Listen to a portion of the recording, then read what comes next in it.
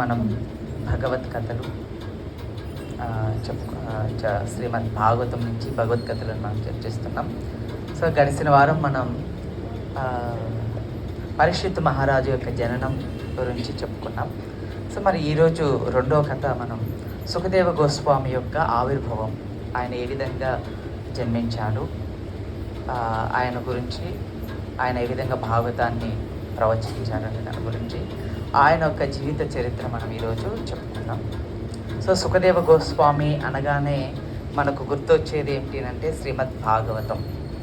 భాగవతం పేరు విన్నగానే మనకు మొట్టమొదటిగా మనకు రెండు పేర్లు గుర్తుకు వస్తాయి. ఒకటి సుఖదేవ గోస్వామి, రెండు పరీక్షిత్ మహారాజు పేరు వస్తుంది. అవునా, వస్తుంది కదా? మనకి ఈ రెండు పేర్లు వెంటనే గుర్తుకు వస్తుంది. శ్రీమద్ భాగవతము అనగానే ఈ రెండు పేర్లు మనకు గుర్తుకు వస్తాయి. ఎందుకంటే సుఖదేవ గోస్వామి, పరీక్షిత్ మహారాజు చాలా గొప్ప భక్తులు అనమాట. సో మనం గడిచిన వారం మనం చెప్పుకున్నాం పరీక్షిత్ మహారాజు ఎంత గొప్ప కృష్ణ భక్తుడు అని అనేసి. సో ఆయన సాక్షాత్తు భగవంతుని చేతనే రక్షించబడినటువంటి వ్యక్తి. సో అంతేకాకుండా భగవంతుని పట్ల అనన్యమైనటువంటి భక్తి కలిగి ఉన్నటువంటి వ్యక్తి.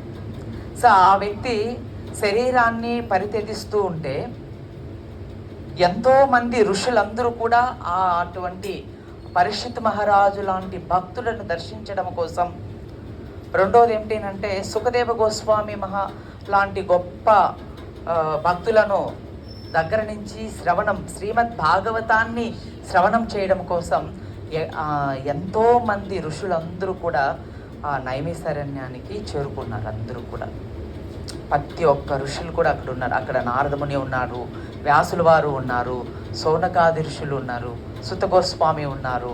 ఈ విధంగా ఎంతోమంది ఋషులందరూ కూడా అక్కడికి వచ్చేసి ఉన్నారనమాట. ఇప్పుడు ఒక వ్యక్తి మరణిస్తున్నారు అని, మరణించబోతున్నారు అని తెలిసిన తర్వాత మన వాళ్ళే మన దగ్గరికి రావడానికి సంకోచిస్తూ ఉంటారు. అంటే వ్యాపారం పోతుంది, తర్వాత ఉద్యోగం సెలవు పెట్టాలా. సో ఇవన్నీ మనం ఆలోచించుకుంటాం. నిజమా అబద్ధమా? అర్థమవుతుందా నేను చెప్పేది? సో ఇవన్నీ ఆలోచించుకుంటాం. కానీ పరీక్షిత్ మహారాజు శరీరాన్ని వదిలేస్తున్నారు అని తెలిసిన వెంటనే ఎంతోమంది సాధువులు అక్కడికి వచ్చేసి ఉన్నారు. ఎంతోమంది సాధువులు అక్కడ కూర్చొని ఉన్నారు. అటువంటి భాగవతోత్తముడైనటువంటి భక్తులను దర్శించడం ఎంతో భాగ్యం. మనకు తెలియదు వాస్తవానికి భాగవతోత్తముల యొక్క దర్శనం మన జన్మను సార్థకం చేస్తుందన్నమాట. కేవలం వాళ్ళ దర్శనం మాత్రానే మన జన్మ తరింపబడుతుంది. భగవంతుని యొక్క భక్తులు సాంగత్యము కానీ, భగవద్భక్తుల యొక్క దర్శనం కానీ చాలా విశేషమైనటువంటిది ఈ భౌతిక జగత్తులో. ఎందుకంటే ఈ భౌతిక జగత్తులో మనం ఏది చూసినా అన్ని భౌతికంగానే కనిపిస్తుంటాయి. కానీ మనకి ఏ సంబంధాలైనా భౌతికంగానే ఉంటాయి. కానీ ఆధ్యాత్మికమైనటువంటి సంబంధం మనం ఎప్పుడు పెంచుకోలేదు. ఆధ్యాత్మికమైనటువంటి వ్యక్తులతో మనం ఎప్పుడు కలిసి ఉండలేదు. ఒక్కసారి వారిని మనం దర్శించుకుంటానే మన హృదయం ఎంతో ప్రసన్నతతో నిండిపోతుందన్నమాట. చూడండి, భక్తుల దగ్గరికి మనం వచ్చినప్పుడు వెంటనే మన హృదయం ప్రశాంతంగా మారిపోతుంది. భగవంతుని సన్నిధిలోకి వచ్చినప్పుడు మన హృదయం ప్రశాంతంగా మారిపోతుంది. కారణం ఏమిటంటే అక్కడ భగవంతుని యొక్క భక్తులు భగవంతుని యొక్క సేవలో నిమగ్నమై ఉంటారు. వారికి ఎటువంటి కల్ముషాలు ఉండవు. ఆ కారణంగా వాళ్ళు ఎల్లప్పుడూ కూడా ఆనందంగా ఉంటారు. కృష్ణుడు ఆనందనిధి అన్నట్లు భక్తులు కూడా ఆనందనిధి. వాళ్ళు కృష్ణ భక్తి అనే ప్రేమలో ఎల్లప్పుడూ కూడా ఆనందంగా ఉంటారు. కృష్ణుని యొక్క అమృత వర్షం వారిపైన కురుస్తూ ఉంటుంది. అందుకని వాళ్ళు ఎప్పుడు ఆనందంగా ఉంటారు. వాళ్ళని ఎవరైతే దర్శిస్తూ ఉంటారో వాళ్ళు కూడా ఆనందంతో నిండిపోతూ ఉంటారనమాట. సో ఈ రకంగా సుఖదేవ గోస్వామి అలానే పరీక్షిత్ మహారాజును దర్శించడం కోసం ఎంతో మంది సాధువులు అక్కడికి వచ్చేస్తున్నారు. గొప్ప మహర్షి నారదముని అక్కడ వచ్చేస్తున్నారు. గంధకర్త అయినటువంటి వ్యాసుల వారు అక్కడే కూర్చొని ఉన్నారు. సుత గోస్వామి వారు అక్కడే కూర్చొని ఉన్నారు. చూడండి, ఇందరి భక్తుల మధ్యలో పరీక్షిత్ మహారాజు సుఖదేవ గోస్వామి దగ్గర శ్రవణం చేయడానికి సంసిద్ధులైపోయాడు. సుఖదేవ గోస్వామి దగ్గర ఈ భాగవతాన్ని శ్రవణం చేయడానికి సంసిద్ధులైపోయాడు. అక్కడ సుఖదేవ గోస్వామి చాలా చిన్న పిల్లవాడు, 12 సంవత్సరాల పిల్లవాడు. ఈ సుఖదేవ గోస్వామి ఎవరు తనయుడు అని అంటే వ్యాసదేవుని యొక్క తనయుడు. దాదాపుగా మీకు చాలా మందికి తెలిసి ఉండొచ్చు. ఆయన 12 సంవత్సరాలు తల్లి యొక్క గర్భంలోనే ఉండిపోయాడు. 12 సంవత్సరాలండి. మన మామూలుగా 9 నెలలకు తల్లి గర్భంలో నుంచి బయట వచ్చేస్తాం, అంతే కదా, అంతకుమించి ఎక్కువ ఉండం. కొన్నిసార్లు తక్కువ మాసంలోనే బయటపడిపోతూ ఉంటాం, 8 మాసాలలో కూడా పడుతుంటాం. అది నిజమో అబద్ధమో నాకు తెలియదు, నేను విన్నాను, అలా జరుగుతుంటుంది. కానీ మన సుఖదేవ గోస్వామి మాత్రం 12 సంవత్సరాలు తల్లి గర్భంలోనే ఉండిపోయాడు. కారణం ఏమిటి అంటే ఈ భౌతిక ప్రపంచంలోకి వచ్చినట్లయితే మాయకు లోనైపోయి సంసార బంధంలో పడిపోతాను అనే ఒక కారణం చేత ఆయన తల్లి గర్భంలో నుంచి బయటికి రానే లేదు. వ్యాసులు వారు ఆయనకు చెప్తున్నారనమాట, తల్లి గర్భంలో ఉన్నటువంటి సుఖదేవ గోస్వామికి చెప్తున్నారు, నాయన నీకేం కాదు, మేమందరం ఉన్నాము, నువ్వు మీ తల్లి యొక్క గర్భంలో నుంచి బయటికి వచ్చేసి. ఎందుకంటే నీవు మీ తల్లి గర్భంలోనే ఉన్నట్లయితే మీ తల్లికి ఎంతో బాధ కలుగుతూ ఉంటుంది, నొప్పి కలుగుతూ ఉంటుంది, కనుక నువ్వు వచ్చేసి. కానీ ఎన్ని చెప్పినప్పటికీ కూడా సుఖదేవ గోస్వామి తల్లి యొక్క గర్భంలో నుంచి ఆయన బయటికి రానేది. ఆయన వ్యాసుల వారికి ఏం చేయాలో తెలియక ఆయన ద్వారకా నగరానికి వెళ్ళారనమాట. ద్వారకా నగరానికి వెళ్ళి భగవంతుడైనటువంటి దేవాతి దేవుడైనటువంటి భగవంతుణ్ణి ఆశ్రయించారు. సో భగవంతుని దగ్గరికి వెళ్ళేసి అడుగుతున్నాడు అనమాట, ఇట్లా నా యొక్క పుత్రుడు తల్లి గర్భంలోనే ఉండిపోయాడు, అతను ఎన్ని చెప్పినప్పటికీ కూడా, ఎన్ని మంచి విషయాలు ఉపదేశం చేసినప్పటికీ కూడా ఆయన రావడం లేదు. వ్యాసుల వారితో అంటున్నాడంట సుఖదేవ గోస్వామి, నీవే ఒక సంసారం అనే అంతంలో నువ్వు చిక్కుకొని ఉన్నావు, నన్ను ఏ విధంగా నువ్వు సంసారం అనే దాంట్లోంచి తప్పిస్తావు? ఇప్పుడు మనం ఒక దాంట్లో నుంచి తప్పించాలి అంటే ఆ తప్పించే వ్యక్తి దాంట్లో చిక్కుకోకుండా ఉండాలి, అంతే కదా. ఇప్పుడు మనం బావిలో పడిపోయినాం అనుకోండి, పోతూ పోతూ, ఉదాహరణకు బావిలో పడిపోయిన ఇద్దరము బావిలో పడిపోయినాం అనుకో, మనల్ని ఎవరు కాపాడతారు? ఇద్దరము బావిలోనే ఉన్నాం. మనల్ని రక్షించాలంటే ఎవరైనా గట్టు పైన నుంచి తాడు వదలాలి, ఏదైనా నిచ్చెన వేయాలి, అంతే కదా. అలా వేస్తే మనం బావిలో నుంచి మనం బయటికి వెళ్తాం, అంతే తప్ప లేకపోతే మనం ఇద్దరం బావిలోనే ఉంటే ఎవరిని రక్షించపడలేం, అక్కడే ఉంటాం అన్నమాట. సో కాబట్టి వ్యాసుల వారు కూడా ఈ భౌతిక జగత్తులోనే ఉన్నారు, ఆయన కూడా సంసారం అనే దాంట్లోనే ఉన్నారు. కాబట్టి నువ్వు నన్ను ఎటువంటి ఉద్ధరణ చేయలేవు, కాబట్టి నేను నీ మాటలు విని నేను తల్లి గర్భంలో నుంచి బయటికి రాను అని చెప్పేశారు. ఈ విషయం వ్యాసుల వారు కృష్ణుడితో చెప్తున్నారనమాట. సో అప్పుడు స్వయంగా భగవంతుడే అక్కడికి వచ్చేసారు, వచ్చి చెప్తున్నాడు అనమాట, నేను నీకు మాట ఇస్తున్నాను, నిన్ను ఈ మాయ, ఈ భౌతికమైనటువంటి ఈ జగత్తు మాయ నిన్ను ఏమీ చేయదు, నువ్వు సంసార బంధంలో ఇరుక్కోవు, నువ్వు నా మాట విని బయటికి రా అని చెప్పగానే భగవంతుడు ఎప్పుడైతే ఆ మాట చెప్పగానే వెంటనే సుఖదేవ గోస్వామి తల్లి గర్భంలో నుంచి బయట వచ్చేసాడు. ఇప్పుడు మీరు ఒక ప్రశ్న మీకు రావాలి, కృష్ణునికి ఎంతమంది భార్యలు? 16,000 మంది భార్యలు. మరి ఆయన సంసారంలో ఉన్నాడని ఆయన అనుకోవచ్చు కదా. వ్యాసుల వారికి ఒకే ఒక భార్య ఉండేది. కానీ ఇక్కడ సుఖదేవ గోస్వామి మాత్రం కృష్ణుడు ఆయన వచ్చి చెప్పగానే వెంటనే మాట్లాడకుండా తల్లి గర్భంలోంచి వచ్చేసారనమాట ఆయన. అది దేవాతి దేవుడు అంటే ఆయన ఈ భౌతిక జగత్తులో ఉన్నప్పటికీ కూడా, ఆయన సంసారంలో ఉన్నట్లు మనకు కనిపించినప్పటికీ కూడా ఆయన ఈ భౌతిక జగత్తుకు అతీతంగా ఉంటాడు అని చెప్పి మనకు శాస్త్రాలు చెప్తూ ఉన్నాయి. సో ఆచార్యులు కూడా మనకు ఈ విషయాన్ని తెలియజేస్తున్నారనమాట. సో కాబట్టి ఈ భౌతికమైనటువంటి మాయ ఏమీ చేయలేదు. భగవద్గీతలో కూడా 7వ అధ్యాయంలో చెప్తాడు కదా, మమ మాయ దురత్తయ్య మాయామేతి తరంతతి, నా మాయ ఎవరైతే నన్ను ఆశ్రయిస్తారో వారిని నా మాయ ఏమి చెయ్యదు అని భగవంతుడే స్వయంగా చెప్తూ ఉన్నాడు. మనం మాయ నుంచి బయటపడాలి అంటే ఒకే కారణం, భగవంతుని యొక్క పాదపద్మాలను ఆశ్రయం తీసుకోవడం. ఎలా తీసుకుంటాం ఆశ్రయం? హరే కృష్ణ కృష్ణ కృష్ణ హరే హరే, హరే రామ రామ రామ హరే హరే. సో ఈ రకంగా భగవంతుని యొక్క పాద పద్మాలను మనం ఆశ్రయం తీసుకోవడం. ఈ విధంగా మనం ఈ యొక్క భౌతికమైనటువంటి మాయా నుంచి మనం బయటపడగలుగుతాం. కేవలం భగవంతుని యొక్క నామము, భగవంతుని యొక్క సేవ, పాద పద్మాల యొక్క ఆశ్రయం మాత్రమే మనలను ఈ యొక్క భౌతిక జగత్తు నుంచి రక్షించగలిగేది ఏదైనా ఉంది అంటే అది భగవంతుడు నామము ఒక్కటే. ఇంకేది కూడా ఈ భౌతిక జగత్తులో పడిపోయి ఉన్నటువంటి వ్యక్తిని ఎవ్వరూ రక్షించలేరు.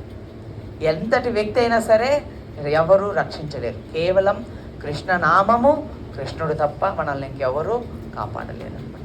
అందుకని భగవంతుడు చెప్పిన వెంటనే సుఖదేవ గోస్వామి తల్లి గర్భంలో నుంచి వచ్చేసి ఆయన మనలాగా ఆడుకోవడము అలా ఏం చేయలేదు. తల్లి గర్భంలో నుంచి రాగానే భగవంతునికి ప్రణామాలు చేశాడు.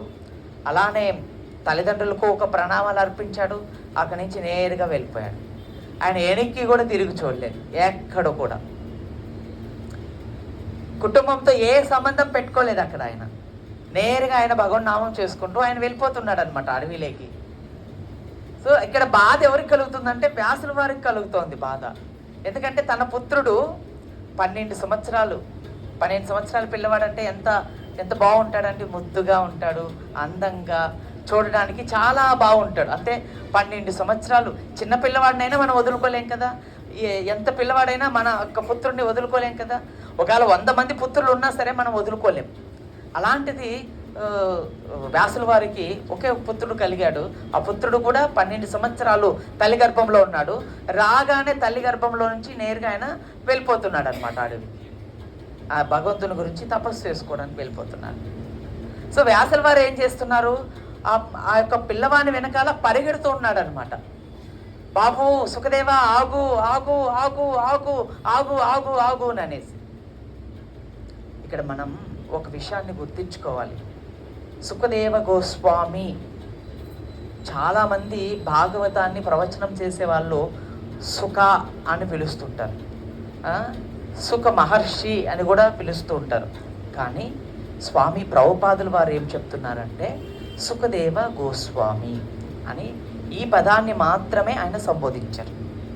శ్రీమద్ భాగవతంలో కూడా సుఖదేవ గోస్వామి అనే పేరునే సంబోధిస్తున్నాడు. అంటే దాని కింద ఈ పదం కింద ఎందుకు చెప్తున్నారంటే ఆయనకు సుఖదేవ గోస్వామి అనే పిలవాలి. ఎందుకంటే సుఖదేవ గోస్వామి అని అంటే గో అంటే ఇంద్రియాలు, స్వామి అంటే ఇంద్రియాలను జయించినటువంటి వారు అని అర్థం. ఈరోజు చాలామందికి స్వామి అనే పదానికి అర్థం తెలియదు. అర్థం తెలియకుండా ఎవరైతే ఈ కలర్ డ్రెస్ వేసుకుంటారో వాళ్ళని స్వామిని పిలుస్తాం. ప్రతి ఒక్కరు ఎవరైనా సరే ఈ డ్రెస్లో కనిపించినా లేదా నామం పెట్టుకున్నా వాళ్ళు స్వాములే. నామం పెట్టుకున్నంత మాత్రాన స్వాములు కారు, డ్రెస్సులు వేసుకున్నంత మాత్రాన స్వాములు కానే కారు. ఇది మనం అర్థం చేసుకోవాలి. ఇది నేను చెప్పేది కాదు, ఆచార్యులు చెప్తున్నారు. మరి ఎవరు స్వామి అంటే ఇంద్రియాలను జయించినటువంటి వ్యక్తి స్వామి. ఇంద్రియాలకు అధిపతి అవ్వాలన్నమాట. ఇంద్రియాలను జయించినటువంటి వారు. మనమంతా ఇంద్రియ లోలుడం. మనం ఇంద్రియాలకు లోలైపోయినాం, వశమైపోయి ఉన్నాం. చూడండి, మన కళ్ళు ఏమన్నా చూసాయనుకోండి, అది కావాలంటే దానికోసమే ప్రయత్నం చేస్తాం. మనకు నాలుగు ఏదైనా తినాలనుకునేది అనుకోండి, రుచి మిరపకాయ బజ్జీ అంటే బాగా ఇష్టం అనుకో, తినాలనుకున్నాం అనుకో, అక్కడ పక్కన మిరపకాయ బజ్జీ వేస్తున్నారంటే మనసు అట్లా లాగుతూనే ఉంటుంది. ఇంకా అది తినే వరకు లాగుతూనే ఉంటుంది. ఎటు చేరకు అది మనం తిని తీరాల్సిందే. మన ఇంద్రియాలను మనం కనీసం తినే వాటి నుంచి కూడా మనం తప్పించుకోలేకపోతున్నాం, అంటే నిగ్రహించుకోలేకపోతున్నాం. మనం ఎలా గోస్వాములం అవుతాం? కాబట్టి సుఖదేవ గోస్వామి అనే పదానికి అర్థం ఏమిటంటే ఆయన ఇంద్రియాలను జయించినటువంటి వారు అని అర్థం అనమాట. అందుకని ఇక్కడ సుఖదేవ గోస్వామి ఆయన వెనక్కి కూడా తిరిగి చూడటం లేదు, తన తండ్రి వైపు ఇలా కూడా చూడటం లేదు, అలా వెళ్ళిపోతూ ఉన్నారనమాట. ఆయన వ్యాసుల వారే పుత్ర తన పుత్రుడి పట్ల ఉన్నటువంటి ప్రేమ కారణంగా పరిగెడుతూ వెళ్తున్నాడు అనమాట వెనకాల. అందుకనేసి తనకు ఆనందాన్ని ఇవ్వడం కోసం అని చెప్పి అక్కడ భగవంతుడు మరొక సుఖ మహర్షిని తయారు చేసి వ్యాసుల వారికి ఇచ్చాడనమాట పుత్రుడుగా. ఈ సుఖదేవ గోస్వామి, భాగవతం చెప్పిన సుఖదేవ గోస్వామి వేరే. మళ్ళీ వ్యాసదేవుల వారు ఇంకొక సుఖదేవ గోస్వామి ఉన్నారు. ఈయన జేరాక్స్ అనమాట. ఆయన దగ్గరే ఉన్నాడు, తండ్రి దగ్గర. ఆయనకి ఇచ్చేసారనమాట. ఆయన వివాహం చేసుకొని గృహస్థాశ్రమాన్ని స్వీకరించారు. కానీ ఈ సుఖదేవ గోస్వామి మాత్రం ఆయన నైష్ఠిక బ్రహ్మచారిగానే ఉన్నాడు. ఆయన గొప్ప సన్యాసి, మహా సాధువు అన్నమాట. చాలా గొప్ప భక్తుడు అనమాట. ఈయనే మనకు శ్రీమద్ భాగవతాన్ని ప్రవచనం చేస్తున్నటువంటి ఆయన అనమాట. ఒక సందర్భంలో ఏం జరుగుతుందంటే, సుఖదేవ గోస్వామి ముందు నడుస్తూ ఉన్నారు, వెళ్తూ ఉన్నారు. ఒక కొలనులో దేవతా కన్యలందరూ కూడా స్నానం చేస్తూ ఉన్నారు. వస్త్రాలు లేకుండా స్నానం చేస్తున్నారు. సుఖదేవ గోస్వామి అలా వెళ్తూ ఉన్నారు, వాళ్ళు ఏం పట్టించుకోలేదు. అదే సమయంలో వ్యాసుల వారు కూడా వెళ్ళారనమాట. వెళ్ళగానే వాళ్ళు ఏం చేశారంటే, వాళ్ళ శరీరాల మీద వస్త్రాలు తీసుకొని కప్పుకున్నారనమాట. వ్యాసుల వారు వెళ్ళిపోయారు. కొంత దూరం వెళ్ళి ఆలోచించారనమాట. నా పుత్రుడు 12 సంవత్సరాలు పిల్లవాడు, చాలా అందంగా ఉన్నాడు, యవ్వనంగా ఉన్నాడు, ఆయన శరీరం మీద ఎటువంటి వస్త్రాలు కూడా లేవు. సిగ్గుపడితే ఏదైనా ఆ అబ్బాయిని చూసి సిగ్గుపడాలి. యవ్వనంగా ఉన్నవాడిని చూసి కదా స్త్రీలు సిగ్గుపడాల్సింది. వృద్ధుని చూసి ఎవరైనా సిగ్గుపడతారండి? సిగ్గుపడారు కదా. ఏదో తాత లేకపోతే ముత్తాతో పెద్దనాన్నో అనుకుంటాం. కానీ యవ్వనంగా ఉన్న వ్యక్తిని చూస్తే మనం వెంటనే అమ్మాయిలు సిగ్గుపడతారనమాట. అలా ముఖం చాటేస్తారు. కానీ ఆయనకు ఆలోచన వచ్చి మళ్ళీ వెనక్కి వచ్చేసాడనమాట. వెనక్కి వచ్చి వాళ్ళ దగ్గరికి వెళ్ళి అడుగుతున్నారనమాట. ఇప్పుడు నాకన్నా ముందు నా పుత్రుడైనటువంటి సుఖదేవ గోస్వామి వెళ్ళాడు. ఆయన శరీరం మీద వస్త్రాలు కూడా లేవు. ఆయన నవ యవనంగా ఉన్నాడు, తల మెరిచిపోతూ ఎంతో అందంగా ఆకర్షణీయంగా ఉన్నాడు. సుఖదేవ గోస్వామి చాలా అందంగా ఉంటాడు, చాలా ఆకర్షణీయంగా ఉంటాడనమాట. మరి ఆయన చూసినప్పుడు కదా మీరు కప్పుకోవాల్సింది, సిగ్గుపడాల్సింది. నేను వ్యాసుల వారు ఆయన వృద్ధుడైపోయాడు, గడ్డం కూడా నడిచిపోయింది, పొడవుటి గడ్డము, ఈ శరీరం అంతా కూడా అంత అందంగా ఏమీ లేదు, ఎముకలు కనిపిస్తూ ఉన్నాయి, కొంచెం ఈ బొగ్గలు ఇవన్నీ కూడా అట్లా లోపలికి వెళ్ళిపోయి ఉన్నాయి. సో ఇలా చూసిన వాళ్ళని ఎవరైనా సిగ్గుపడతారా? అందంగా బాగా ముద్దుగా కనిపిస్తే సిగ్గుపడచ్చు, మన పవన్ లాగా, అంతే కదా. అందరూ అక్కడ చూడొద్దండి, నన్ను చూడండి. అంతేగాని వృద్ధుని చూసి సిగ్గుపడేయడంలో ఏంటి అని చెప్పి వెళ్ళి అడుగుతారనమాట. అడిగితే ఆ దేవతా కన్యలు చెప్తున్నాడు, ఆ పిల్లవాడు ఎవరో వెళ్ళినప్పుడు చూసాం, చాలా అందంగా ఉన్నాడు, కానీ అతను ఎలా ఉన్నాడు అంటే, అతను స్త్రీనా లేదా పురుషుడా, ఈ రెండిటికి కూడా అతీతంగా అనిపిస్తున్నాడు మా మనసుకు. అతన్ని చూడగానే మాకు ఎటువంటి సిగ్గును కూడా అనిపించలేదు, మా శరీరాలు కప్పుకోవాలని కూడా మేము అనుకోలేదు, కానీ మిమ్మల్ని చూడగానే మా మనసు అంతా కూడా కప్పుకోవాలనిపించేసింది అని ఆ స్త్రీలు వ్యాసుల వారికి చెప్తారనమాట. అంటే మన సుఖదేవ గోస్వామి అంతటి గొప్ప గోస్వామి అనమాట. ఆయన ఇంద్రియాలను జయించినటువంటి వారు. ఎంతటి వాళ్ళైనా సరే ఆయన చూసి ఆకర్షితులైపోవాల్సిందే, కానీ ఆయన మాత్రం ఎవరిని చూసి ఆకర్షితుడు అవ్వరు.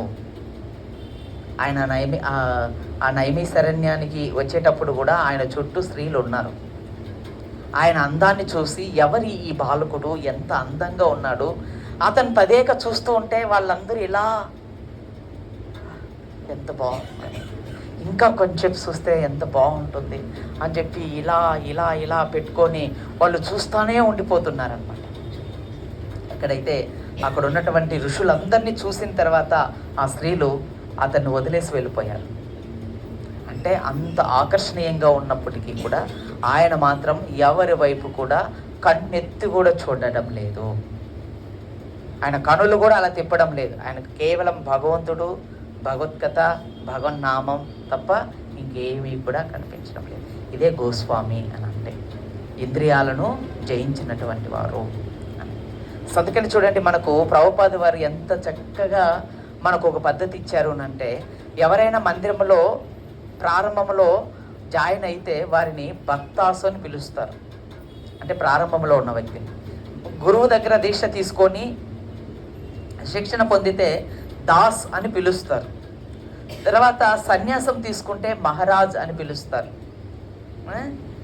సో ఈ ఎంత చక్కగా మనకు చూసారా, పరంపరలో ఎంత చక్కటి పద్ధతిగా ఒక సాధువును గుర్తించడంలో కానీ అతని గురించి మాట్లాడడంలో కానీ అంత చక్కటి ఒక పద్ధతి అనేది కేవలం పరంపరలోనే కనిపిస్తుంది. మిగిలిన చోట మనకు తక్కువగా అన్నమాట. అందుకని పరంపర అనేది అందుకోసమే అనమాట. చూడండి, భక్తాస్ హరే కృష్ణ అని పిలుస్తారు. ఎవరైనా సరే ఒక డివోటీని మరొక డివోటీ హరే కృష్ణ అని పిలుస్తారు. చిన్నపిల్ల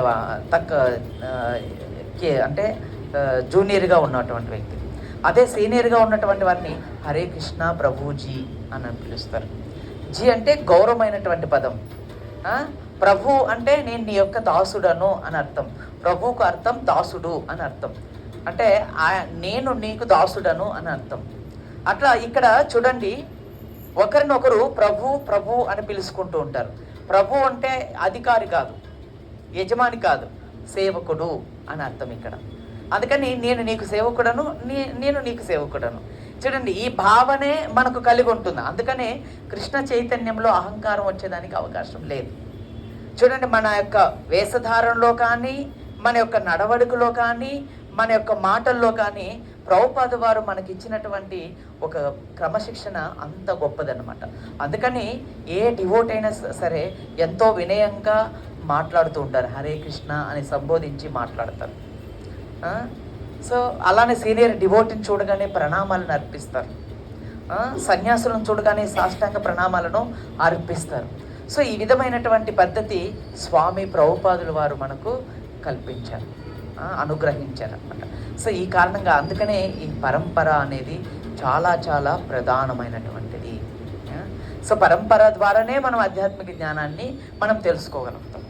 అయితే ఎప్పుడైతే సుఖదేవ గోస్వామి నైమిషారణ్యానికి వచ్చేసారో అక్కడ అందరూ కూడా వెయిట్ చేస్తున్నారు. ఈ మధ్యలో ఏం జరుగుతుందంటే, పరీక్షిత్ మహారాజు తను 7 రోజుల్లో మరణించబోతున్నారు. 7 రోజుల్లో మరణించిపోయే వ్యక్తి ఏం చేయాలండి?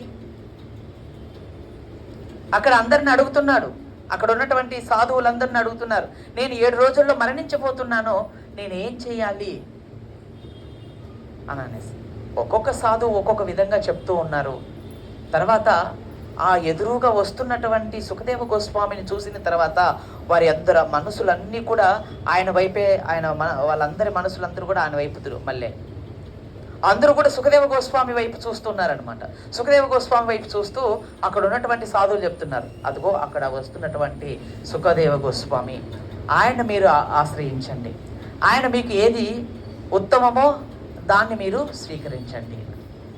పరీక్షిత్ మహారాజు సుఖదేవ గోస్వామికి సాష్టాంగ ప్రణామాలు అర్పించి ఆయన ఒక ప్రశ్న 2 ప్రశ్నలు అడుగుతాడనమాట. ఆ 2 ప్రశ్నలు ఏంటివంటే, మనిషి బ్రతికి ఉన్నప్పుడు ఏం చేయాలి, చనిపోయే ముందు ఏం చేయాలి?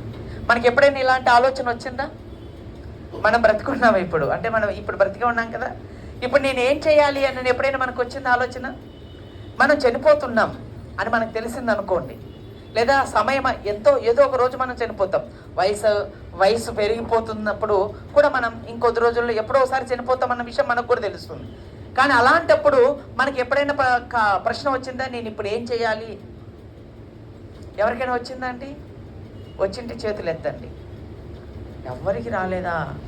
అయ్యో, ఎంత ఆశ్చర్యం ఇది. చూడండి, మనం ప్రశ్నించుకోవాలి. మనకు పరీక్షిత్ మహారాజు అదే అడుగుతున్నాడు అనమాట సుఖదేవ గోస్వామిని, మనిషి బ్రతికి ఉన్నప్పుడు ఏం చేయాలి, మరణించిపోతున్న సమయంలో ఏం చేయాలి అని. దానికి సమాధానంగా సుఖదేవ గోస్వామి చెప్పినటువంటి కథే శ్రీమద్ భాగవతం రసమాలయం. సో అందుకని మనం ఈ భాగవత కథలను మనం ఎందుకు చర్చిస్తున్నామంటే, భాగవతంలో ఉండే వారి యొక్క చరిత్రలన్నీ కూడా ఒక కథ రూపంలో మనం చర్చించుకుంటూ ఉన్నాం. మనం ఈ కథలన్నీ ఎప్పుడైతే వింటామో, శ్రీమద్ భాగవతాన్ని శ్రవణం చేసినప్పుడు మనకు చక్కగా శ్రీమద్ భాగవతం అవగాహన అవుతుంది. అందుకని వారి కథలను మనం చర్చిస్తూ ఉన్నాం. ఈ కథలలో ఎంతమంది కథలు వస్తాయి, కుంతి మహారాణి కథలు వస్తాయి. కుంతి మహారాణి యొక్క జీవిత చరిత్ర చెప్పుకుంటాం, సౌనకాది ఋషుల యొక్క చరిత్ర చెప్పుకుంటాం, వ్యాసుల వారి యొక్క చరిత్ర చెప్పుకుంటాం, నారదముని యొక్క చరిత్ర చెప్పుకుంటాం, పాండవుల యొక్క చరిత్ర చెప్పుకుంటాం.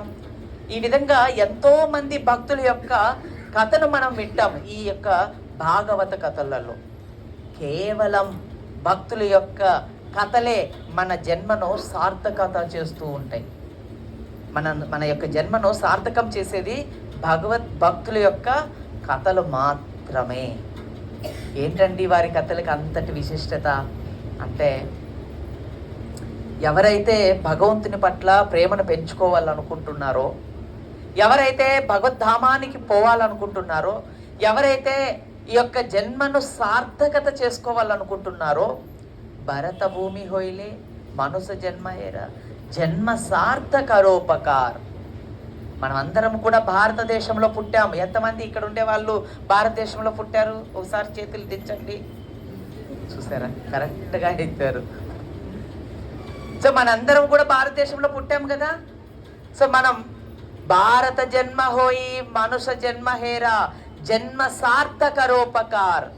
ఈ భారత భూమిలో పుట్టడం కాదు గొప్పతనం, ఈ యొక్క జన్మను సార్థకం చేసుకోవడం గొప్పతనం. మన జన్మనే కాదండి, మన తోటి వారి జన్మను కూడా, మన భారతదేశంలో ఉన్న గొప్పతనం ఇది చైతన్య మహాప్రభు చెప్తున్నారు. నీ జన్మను ఉద్ధరించుకోవడమే కాదు, నీ చుట్టూ ఉండే వారి జన్మను కూడా ఉద్ధరించుకోవడమే మానవ జన్మ యొక్క, ఈ భారతదేశంలో పుట్టిన మానవ జన్మ యొక్క గొప్పతనం అని చెప్పి శ్రీ చైతన్య మహాప్రభు అంటే సాక్షాత్తు శ్రీకృష్ణుడే ఈ విషయాన్ని చెప్తున్నారు. చైతన్య చరితామృతం అనే ఒక గ్రంథంలో సాక్షాత్తు కృష్ణుడే చెప్తున్నాడు ఈ విషయాన్ని. ఇంకెందుకండి మనం ఆ సంకోచించడం ఎందుకు? వెంటనే మనం జపం ప్రారంభం చేసేద్దాం. ప్రతిరోజు భాగవతం చదవడం ప్రారంభం చేద్దాం. ఎంతమంది ఇళ్లలో భాగవతం ఉందండి? ఓ పర్వాలేదు. ఎంతమంది దించేయండి, మళ్ళీ నేను కన్ఫ్యూజన్ అవుతాను.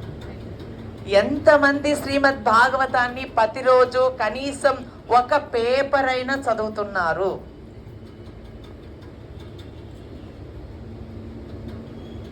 హరిబో. కనీసం మనం ఒక్క పేపర్ అయినా, మనకు సమయం లేకపోయినా పర్వాలేదు, అర్ధ పేపర్ అయినా, లేకపోతే పావు పేపర్ అయినా, లేకపోతే కనీసం 4 లైన్లైనా చదవాలి మనం ప్రతిరోజు. మనకు టైం లేదనుకోండి, ఎందుకంటే మనకు చాలా బిజీ. ఎన్ని వ్యాపారము, తర్వాత ఉద్యోగము, వ్యవసాయము, ఎన్ని సమస్యలండి. మనము ఉదయం లేచినప్పటి నుంచి సాయంకాలం వరకు సమస్య సమస్య సమస్య, సమోసా సమోసా సమోసా సమోసా, అవునా? మనం సమస్య తెచ్చుకొని సమోసాలు తినేసి కొనుక్కుంటున్నాం. కానీ దానివల్ల మనం ఎన్ని సమస్యలు కొనుక్కుంటున్నామో మనకు తెలియడం లేదు. కాబట్టి అందుకని శ్రీమద్ భాగవతాన్ని మనం ప్రతిరోజు తూచ తప్పకుండా ప్రతి ఒక్కరము కూడా కనీసం ఒక పేపర్ చదవడానికి 2 నిమిషాలు లేదా 3 నిమిషాలు, అంతేనా? అంతకుమించి ఏం పట్టదు. చిన్న పేదానే 2 నిమిషాలు లేదా 3 నిమిషాలు మనం పనుకునేటప్పుడు, లేకపోతే కూర్చున్నప్పుడు, ఏదో ఒక సమయంలో మనం ఒక సమయాన్ని ఏర్పాటు చేసుకొని మీరు భాగవతాన్ని చదవడం ప్రారంభించండి. మీకే తెలుస్తుంది మీ జీవితంలో ఎంత ఆనందం, మీ ముఖంలో చిరునవ్వు చిందులు వేస్తూ ఉంటుందన్నమాట. చిందులు వేయకురా అలాగా నృత్యం చేస్తూ ఉంటుందన్నమాట మన ముఖం. మీరు అద్దంలో చూసుకున్నా కూడా ఎంత బాగున్నాను. సో మన ముఖం నవ్వుతూ ఉంటేనే కదండి అందంగా కనిపిస్తాం. నవ్వకుండా మనం అద్దంలో చూసుకున్నాం అనుకో, మనం ఎంత ఫోటో వేసినా మేకప్ వేసినా అందంగా కనిపించం. కానీ హృదయపూర్వకంగా మనం నవ్వుతూ ఆనందంగా ఉంటేనే మన ముఖం అందంగా కనిపిస్తుంది. సో ఆ నవ్వు మనకు రావాలి అంటే ప్రతిరోజు శ్రీమద్ భాగవతాన్ని శ్రవణం చేయాలి. కనీసం చదవనైనా చదవాలి, ఒక పేర అయినా మనం చదవాలి. మీరు చదివి చూడండి, మీకు రాకపోతే నన్ను అడగండి, నా దగ్గర ఇచ్చేస్తాను.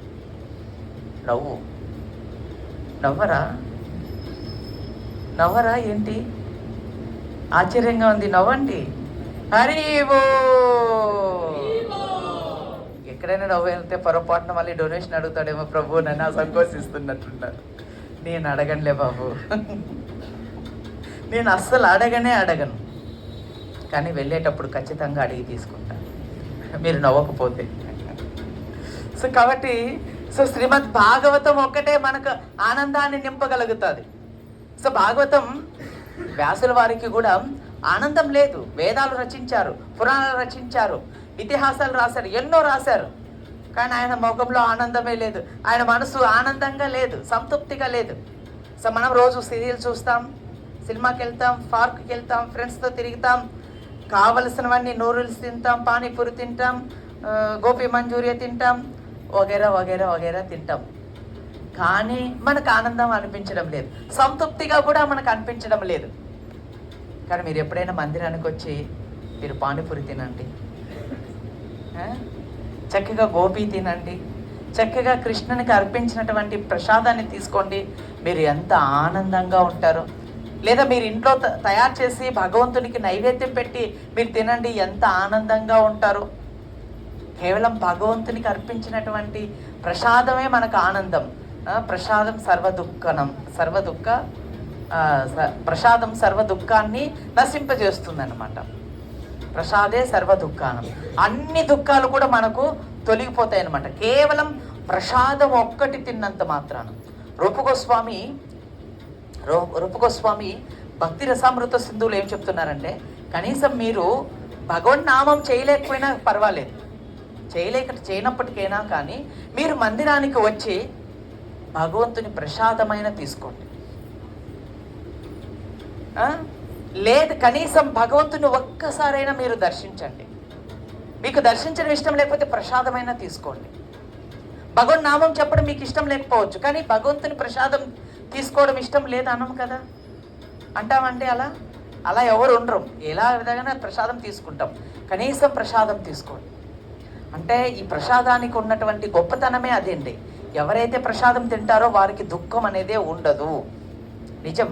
మీరు ప్రసాదం తినండి, మీకు దుఃఖం వస్తే అప్పుడు అడగండి. మీరు స్వయంకృత అపరాధం చేసుకుంటే నాకు సంబంధం లేదు, కానీ నిజానికి ప్రసాదం తింటే మాత్రం మీకు ఎటువంటి దుఃఖం అనేది రానే రాదు. అది ప్రసాదానికి ఉన్నటువంటి గొప్పతనం. మరి భగవంతుని యొక్క ప్రసాదానికే అంతటి గొప్పతనం ఉంటే శ్రీ శ్రీ జగన్నాథ బలదేవ సుభద్రమాయికి జయ, రాధా మాధవకి జయ, ప్రహ్లాద నరసింహదేవకి జయ, శిల ప్రభుపాదకి జయ. సో భగవన్ నామానికి, భగవంతుని యొక్క కథామృతానికి, సో కేవలం భగవంతుని యొక్క కథ, భగవన్ నామము, భగవత్ ప్రసాదము మనకు ఆనందాన్ని, నిజమైనటువంటి ఆనందాన్ని కలిగిస్తుంది. ఎందుకని నిజమైనటువంటి ఆనందము అంటే, లోపల మనం ప్రతిరోజు ఈ శరీరానికి కావలసినటువంటి ఆహారాన్నే ఇస్తున్నాం, అవునా? 3 పూట్ల ఇస్తున్నాం, లేకపోతే 4 పూట్లు 5 పూట్లు కూడా ఇస్తుంటాం, కొన్నిసార్లు ఇస్తున్నాం. అలానే ఈ శరీరానికి ఏ కలర్ డ్రెస్ కావాలంటే ఆ కలర్ డ్రెస్సులు కొనుక్కుంటున్నాం, వేసుకుంటున్నాం. అలానే నక్లీసులు, మగవాళ్ళు అయితే వాచ్లు, ఉంగరాలు, మాతాజీలు అయితే నక్లీసులు, కమ్మలు, ఇవన్నీ పెట్టుకుంటున్నాం. సో మన మ్యాజిక్ పెట్టుకుంటున్నాం, కానీ లోపల ఒకటి ఉంది, ఆత్మ. దానికి ఏం కావాలో ఎప్పుడైనా మనం అడిగామండి? నువ్వేం తింటావని అడిగామా? ఎందుకు నువ్వు అలా ఉన్నావని ఎప్పుడైనా అడిగామా? పోనీ మనకు లోపల ఒకటి ఉందని తెలుసా ఎవరికైనా? తెలీదా?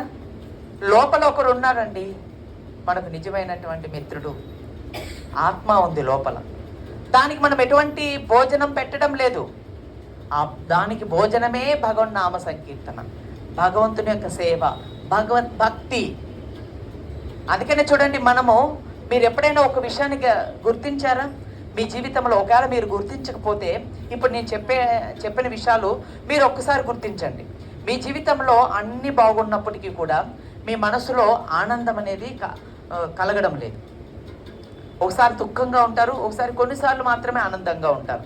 అలా ఎంతమందికి కలుగుతుందండి? అందరికి ఉంటుందా? ఉండదా? అందరికి ఉంటుంది కదా. ఎప్పుడైనా ఎందుకు అట్లా ఉంది, నేను మంచిగానే ఉన్నాను, మంచిగానే చూస్తున్నాను కదా, మరి ఏంటి కారణం అని ఎప్పుడైనా మీరు ప్రశ్నించుకున్నారా? మీరు ప్రశ్నించుకోండి. మీరు ప్రశ్నించుకుంటే మీకు అర్థమవుతుంది. మీరు ఒక సాధువుల దగ్గరికి వెళ్ళి మీరు ఆ ప్రశ్న వేయండి, నా దగ్గర అన్నీ ఉన్నాయి కానీ ఆనందం అనేది లేదు అని అనేసి.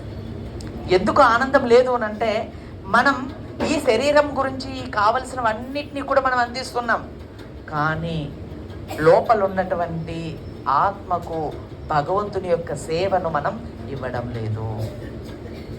ఎప్పుడైతే ఆత్మకు భగవంతుని యొక్క సేవని ఇస్తామో అప్పుడు ఆత్మ సంతృప్తిగా ఉంటుందన్నమాట. అందుకని ఆత్మకు భగవంతుని యొక్క సేవే ఆనందాన్ని కలిగించేది. మరి మనసు ఆనందంగా ఉంటేనే కదా అండి మనం కూడా ఆనందంగా ఉండేది. ఆ లోపల ఉన్న ఆత్మ ఆనందంగా ఉంటేనే కదా మనం కూడా ఆనందంగా ఉంటాం. లేకపోతే ఎలా ఆనందంగా ఉంటాం? ఆనందం వచ్చేదానికి అవకాశం లేదు. కానీ ఈ ఆత్మకు మాత్రం ఆనందం పరమాత్ముడే, అంటే ఆ జగన్నాథుడే ఆ ఆత్మకు ఆనందం. అందుకని ఆయన నామ సంకీర్తన, ఆయన యొక్క సేవ ఒక్కటే ఈ ఆత్మకు ఆనందాన్ని కలిగిస్తుంది. అందుకని మనం భగవంతుని యొక్క కథాశ్రవణాన్ని, భగవన్నామాన్ని ప్రతిరోజు తూచ తప్పకుండా మనం చేయాలి. మనం 3 పూట్ల 4 పూట్ల భోజనం తింటున్నాం, కానీ ఆత్మ విషయం అయితే మర్చిపోతున్నాం. అందుకని ఈ రోజు నుంచి మనం ఆత్మ విషయాన్ని గుర్తుపెట్టుకుందాం. మనం భోజనం తిన్నప్పుడల్లా ఒక 9 సార్లు, కనీసం 3 సార్లైనా భోజనం చేసేటప్పుడు హరే కృష్ణ కృష్ణ కృష్ణ హరే హరే, హరే రామ రామ రామ హరే హరే.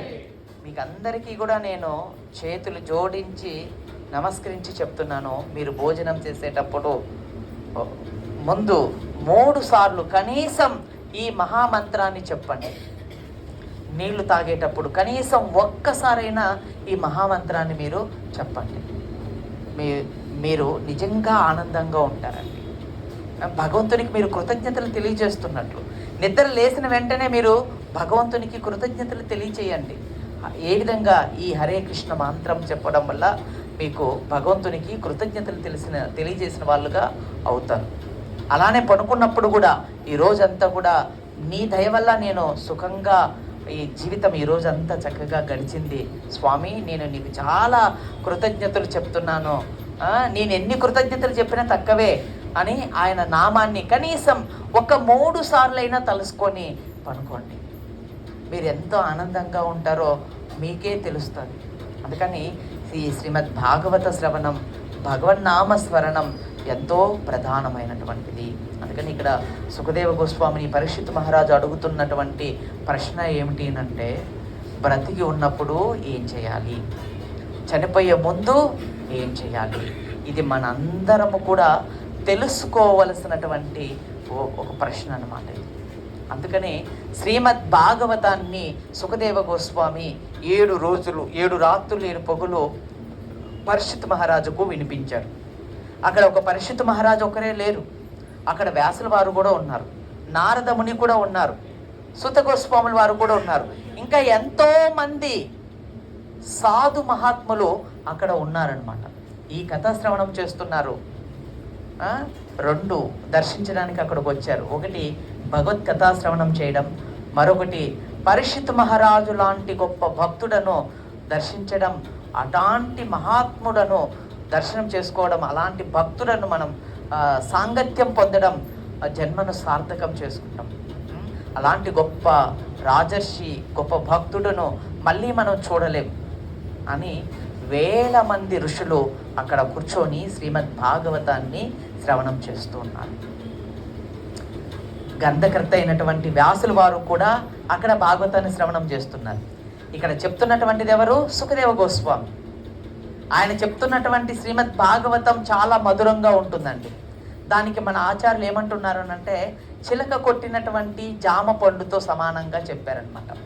ఇప్పుడు బాగా మాగిన జామ పండు ఎలా ఉంటుందండి? తీయగా ఉంటుంది. చిలక కొడితే ఇంకా తీయగా ఉంటుందన్నమాట. అవునా కదా? అలానే ఈ శ్రీమద్ భాగవతం కూడా సుఖదేవ గోస్వామి ఆయన ముఖద ప్రవచింపబడినటువంటి ఈ యొక్క శ్రీమద్ భాగవతం ఎంతో ఆనందాన్ని కలిగిస్తుంది అన్నమాట. ఎందుకంటే ఎందుకు సుఖదేవ గోస్వామి చెప్పినటువంటి భాగవతాన్ని శ్రవణం చేయాలి అంటే, ఆయన భగవంతుని పట్ల సంపూర్ణంగా శరణాగతి ఉన్నటువంటి గొప్ప భక్తుడు అనమాట. అందుకని ఆయన భగవంతుని గురించి వర్ణించే ప్రతి ఒక్క వర్ణన కూడా ఎంతో గొప్పగా ఉంటుందన్నమాట. మనం రాబోయే కథలలో వింటాం. ఎంత గొప్పగా వర్ణిస్తారు అంటే భగవంతుని గురించి, ఆయనలాగా మరి ఎవరు కూడా అంత తీయగా మధురంగా వర్ణించలేము. అందుకని సుఖదేవ గోస్వామి దగ్గర ఈ శ్రీమద్ భాగవతాన్ని మనం శ్రవణం చేయాలి. భగవంతుని గురించి వర్ణించాలి అంటే భగవంతుని యొక్క భక్తులే వర్ణించగలుగుతారు. సాధారణ వ్యక్తి భగవంతుని గురించి ఏం చెప్తాడండి? ఏం చెప్పగలుగుతారు? ఏం చెప్పలేరు. కానీ భగవంతుని యొక్క భక్తులు మాత్రమే వర్ణిస్తారు. ఎందుకంటే వారు భగవంతునితో చాలా సన్నిహితంగా ఉంటారు. ఒకటి, వాళ్ళు భగవంతుని పట్ల అనన్యమైనటువంటి విశ్వాసం కలిగి ఉంటారు. భగవంతుని పట్ల సంపూర్ణ శరణాగతితో ఉంటారు. ఈ కారణంగా వాళ్ళు చెప్పే వారి యొక్క ముఖత వచ్చినటువంటి ప్రతి ఒక్క వాక్కు కూడా ఎంతో మధురంగా తీయగా ఉంటుందన్నమాట. వినే కొద్దీ ఇంకా వినాలి వినాలి వినాలి వినాలి వినాలి అని కలుగుతుందన్నమాట. సో వాళ్ళ దగ్గర నుంచి వింటే చాలు. భగవద్భక్తి లేని వారికి కూడా భగవంతుని పట్ల ప్రేమ కలుగుతుంది. భగవంతుని పట్ల ప్రేమ లేని వారికి కూడా భగవద్భక్తి కలుగుతుంది.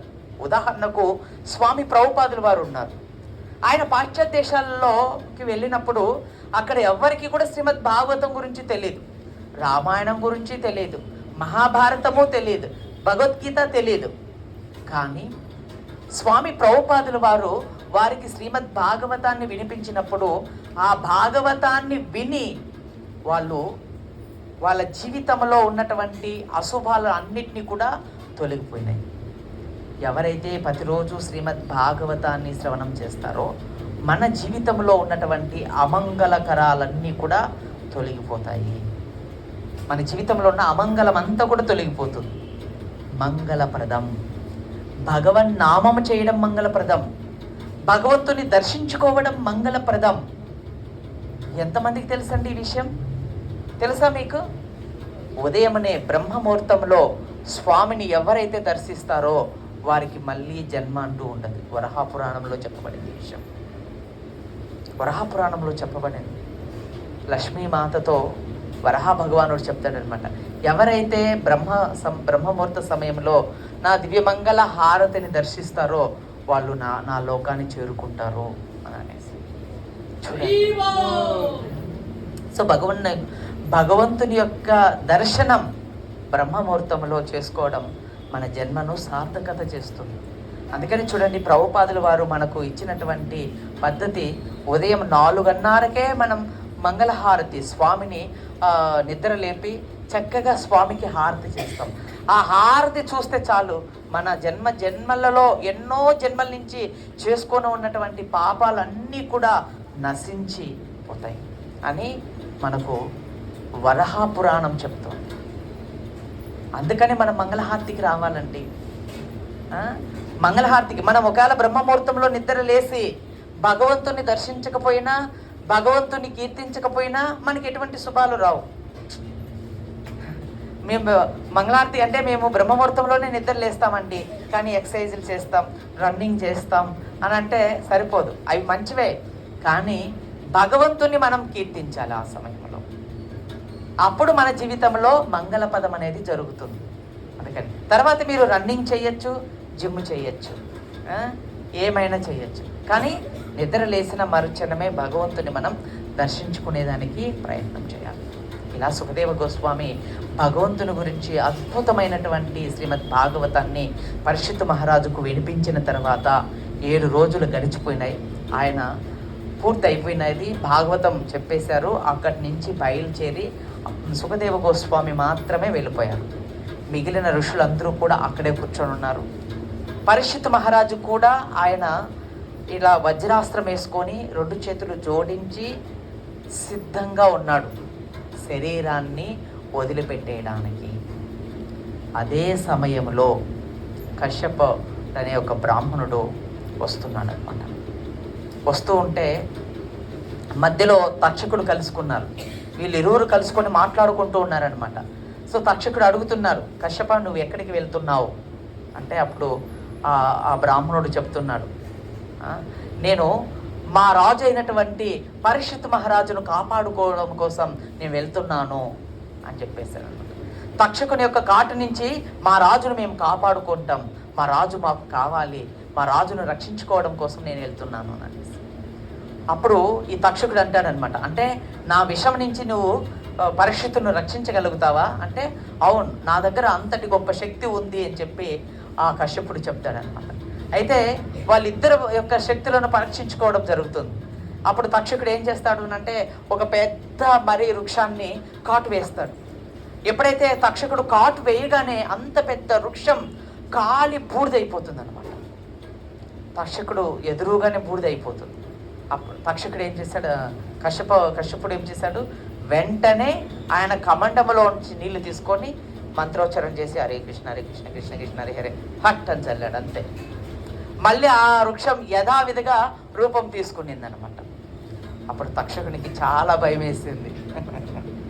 ఎంతగా అంటే తను ఎప్పటి నుంచో ప్రతీకారంతో ఉన్నాడనమాట.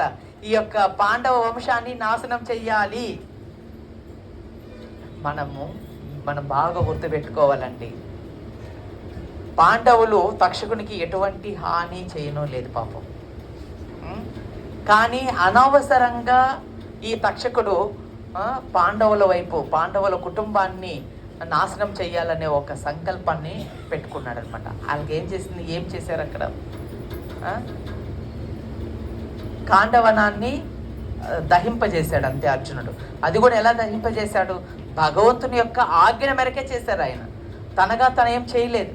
కానీ తను అక్కడ ఆశ్రయం తీసుకొని రక్షణ పొందుతున్నటువంటి తక్షకుడు కసి పెంచుకున్నాడు అనమాట. కానీ అతని వాటికి ఎటువంటి హాని చేయలేదు. తనను బ్రతికించేశారు, వాళ్ళని అందరినీ కూడా క్షమించేశారు. వాళ్ళకంటూ జీవనం కొనసాగించుకోవడానికి కావలసిన ప్రదేశాన్ని వాళ్ళకి ఇచ్చేసినప్పటికీ కూడా అతనిలో మనసులో మాత్రం అట్లే ప్రతీకారం అనే భావన ఉంది. మనం ఎప్పుడు కూడా గుర్తుంచుకోవాలి, ఈ ప్రతీకార భావన మనకి ఎప్పటికీ ఉండకూడదండి. అది మనశ్శాంతిని లేకుండా చేసేస్తుంది. జీవితంలో ఎన్ని